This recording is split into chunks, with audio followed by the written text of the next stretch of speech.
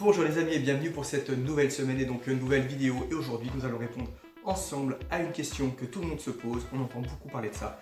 La liberté financière, qu'est-ce que c'est?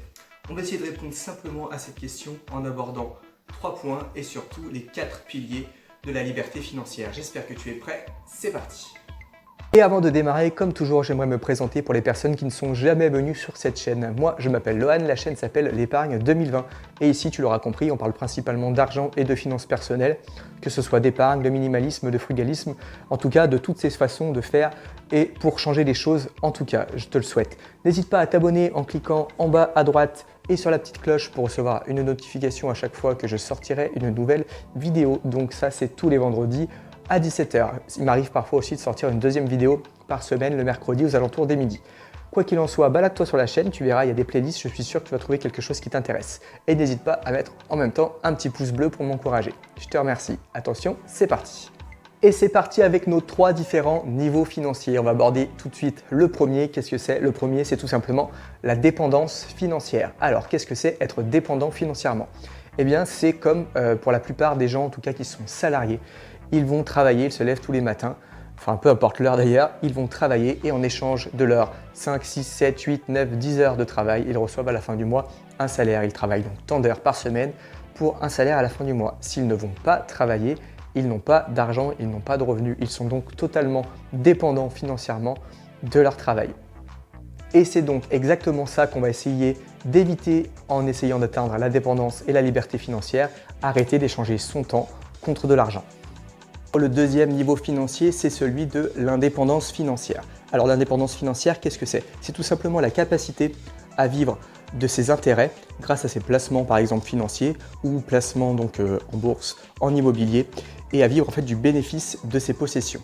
Donc à l'inverse de je travaille pour l'argent, je commence à faire travailler l'argent pour moi et même si ça ne me rapporte pas des 1000 et des 100, je ne suis pas totalement dépendant de mon emploi salarié, c'est-à-dire échanger du temps contre de l'argent, mais j'ai un petit peu d'argent qui travaille pour moi. Le but, c'est d'augmenter cet argent et d'augmenter cette capacité à faire travailler l'argent pour soi, que ce soit par exemple dans de l'immobilier, dans des investissements financiers type bourse ou autre, ou dans des business, pour arriver enfin à notre troisième pilier.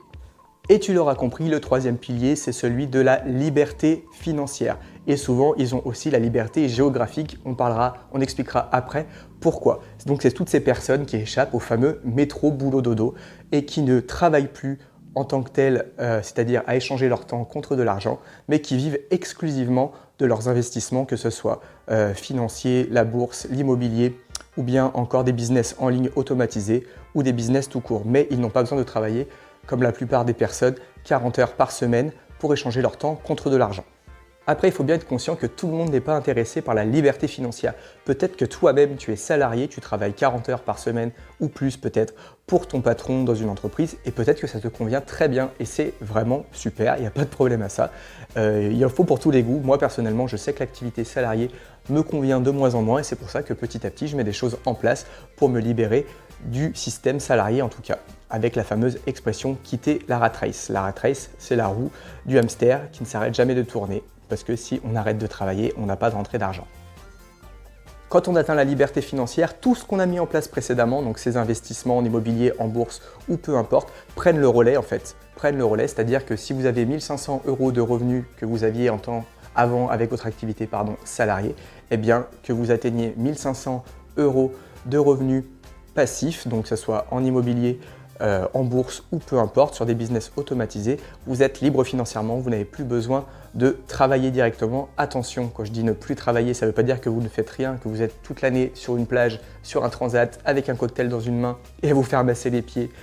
Voilà, c'est pas ça du tout. Non, les investisseurs travaillent, mais travaillent d'une façon différente. Ils automatisent au maximum ce qu'ils ont à faire pour se libérer du temps. Parce qu'au final, ce qu'on veut, la vraie richesse, c'est le temps, c'est pas forcément l'argent.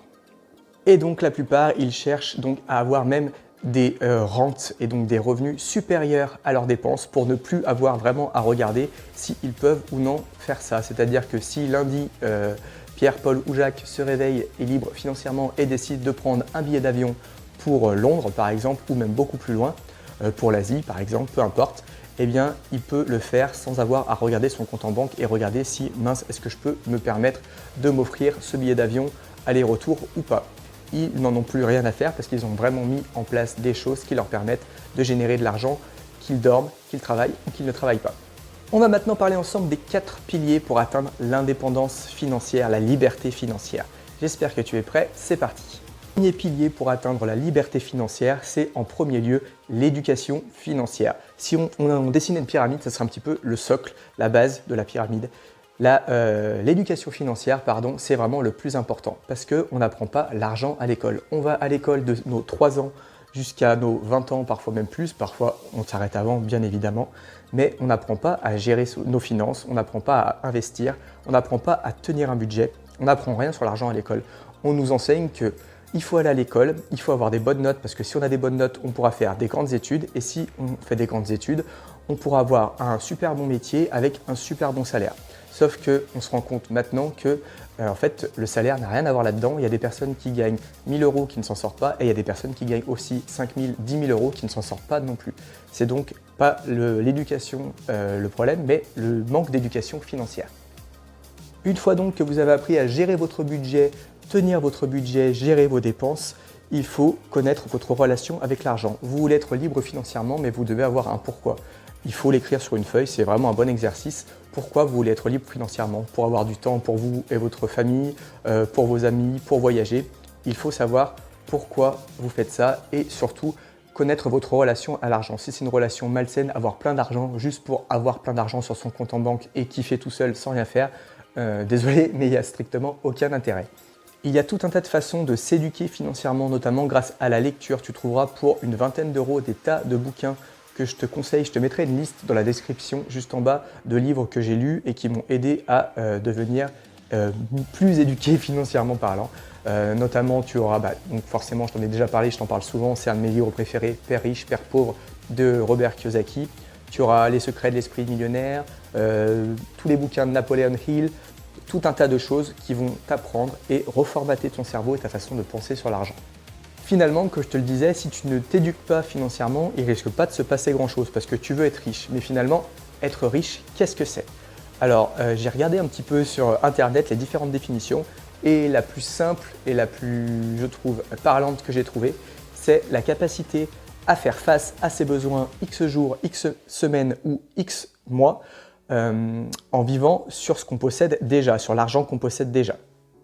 Et ceci, bien entendu, j'ai oublié de le dire, sans travailler et sans changer ses habitudes de consommation. Avant de vous donner un exemple des plus parlants sur est-ce que je suis riche ou pas riche, j'aimerais aborder un point très important.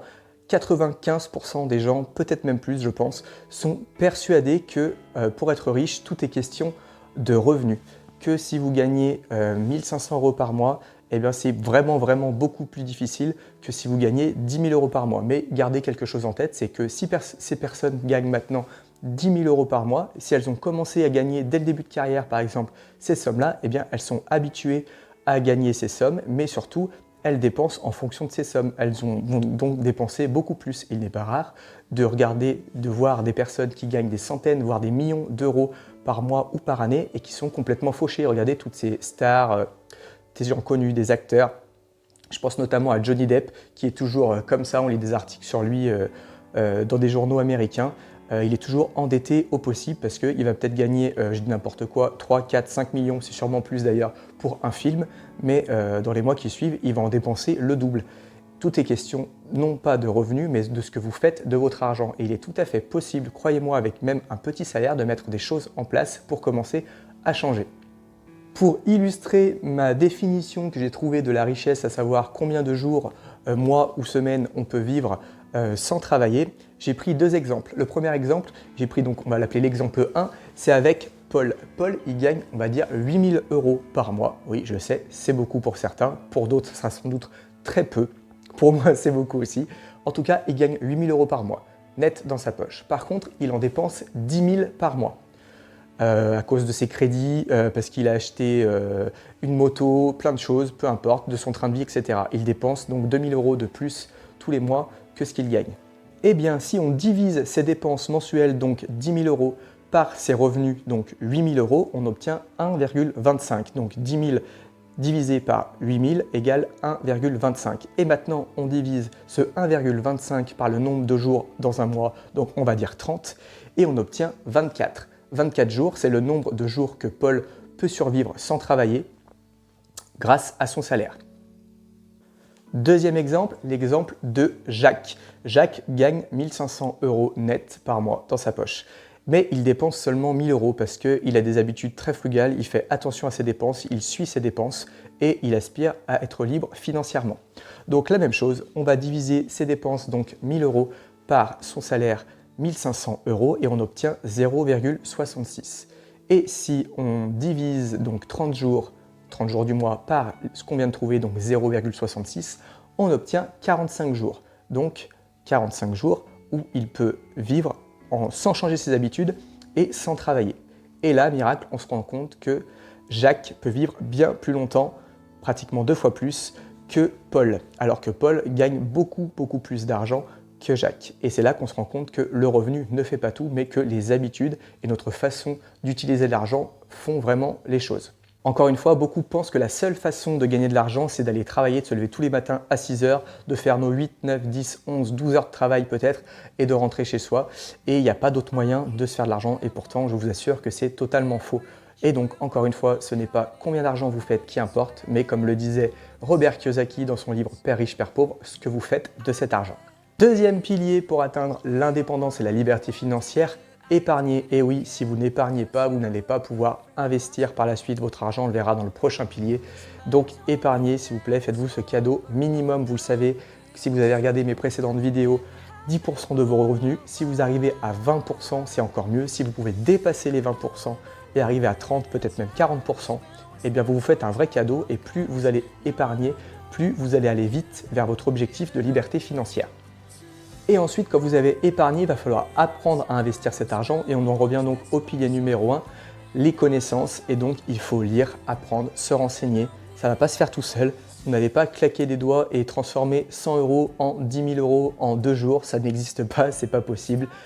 En tout cas, certains le font, mais c'est vraiment très risqué. Quoi qu'il en soit, si tu n'investis pas ton argent, on arrive donc au pilier numéro 3, ça fait ça, de l'investissement. Il ne va rien se passer. Et donc, on en revient toujours à notre fameux actif et passif. Il faut que vous achetiez des actifs et que vous limitiez vos passifs. Pour rappel, qu'est-ce qu'un actif, qu'est-ce qu'un passif? Je te mets un lien dans la description avec ma vidéo sur qu'est-ce qu'un actif, qu'est-ce qu'un passif et qu'est-ce qu'un revenu actif et un revenu passif. Et je te le mets aussi là-haut. Il doit y avoir un petit lien où tu peux cliquer pour aller voir. Pour rappel, pour faire simple, un actif, ça met de l'argent dans ta poche. Un passif, ça sort de l'argent de ta poche. Si tu achètes le dernier iPhone à 1000 €, on va dire, c'est un passif. Tu ne peux pas le revendre plus cher que tu l'as acheté. Il perd de la valeur de jour en jour, quoi qu'il arrive, quoi que tu fasses. Par contre, si tu achètes, je dis n'importe quoi, un petit studio dans ta ville et que tu as appris à investir, que tu as bien investi, c'est un actif. Ce studio va te rapporter, si tu as bien investi, de l'argent tous les mois et peut-être même plus que ce que tu rembourses à la banque, donc un cash flow positif et donc va faire augmenter tes revenus tous les mois. C'est un actif. On peut citer aussi la bourse. Si tu as des actions et que tu touches des dividendes d'actions tous les mois, tous les 6 mois ou tous les ans, eh bien les dividendes que tu touches des actions que tu possèdes sont un actif. Tu ne travailles pas toi directement pour obtenir cet argent. C'est l'argent qui travaille pour toi.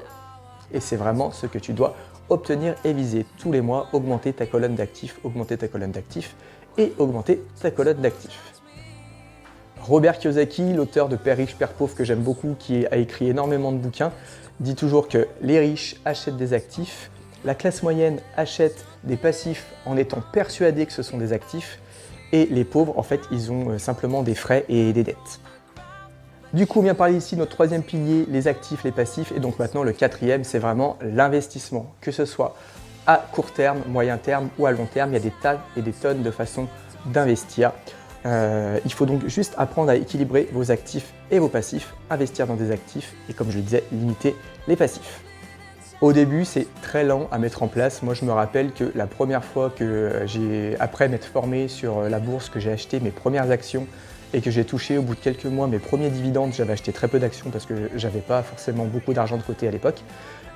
Je me rappelle avoir touché 3 € et quelques. C'était une action totale, je crois. Et je me suis dit, ouais, super, eh ben, on n'est pas arrivé, la liberté financière, c'est pas encore pour demain. Mais en réinvestissant au fur et à mesure les dividendes et en achetant tous les mois de nouveaux actifs, vous allez vous rendre compte que ça va aller de plus en plus vite. C'est le fameux effet boule de neige. Et voilà, on arrive à la fin de cette vidéo. Je t'ai présenté donc qu'est-ce que la liberté financière. Et donc maintenant, à toi de me dire, dans les commentaires juste en dessous, si toi tu respectes déjà certains piliers, si tu arrives à investir, à épargner déjà. Est-ce que tu te formes aussi, que ce soit en immobilier? Est-ce que tu lis des livres sur l'intelligence financière, les finances personnelles, ce genre de choses? Marque-le moi dans les commentaires. Mets-moi aussi dans les commentaires si tu veux que je te parle d'un sujet en particulier dans mes vidéos et j'essaierai d'y répondre ou par écrit ou en vidéo encore mieux. Et je te dis à très vite. Allez, salut!